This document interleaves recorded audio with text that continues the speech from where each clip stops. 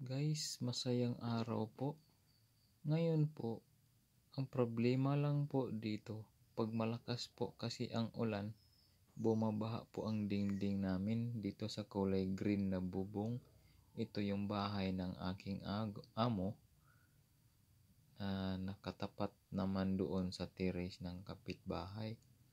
Doon po ang may tumutulong tubig dito sa gilid ng dingding namin.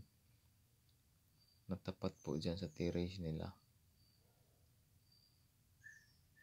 Baka po pwedeng lagyan ng water sealant yung pagitan ng sahig tsaka yung dingding.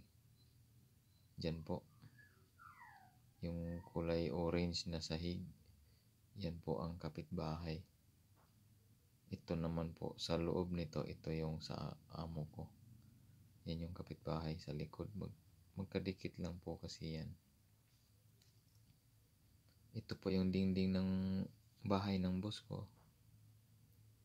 At sa loob niyan, doon yung may tumutulong tubig. Yung katapat nitong terrace na to. Di kaya may crack yung dingding.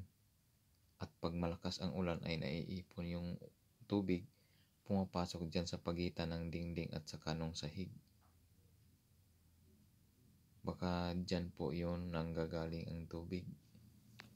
Yan po ang sistema nila.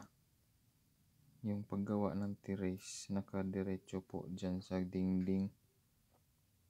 Baka dapat po hiwalay po ang kanilang walling o kaya gumawa sila ng sarili nilang dingding or pader.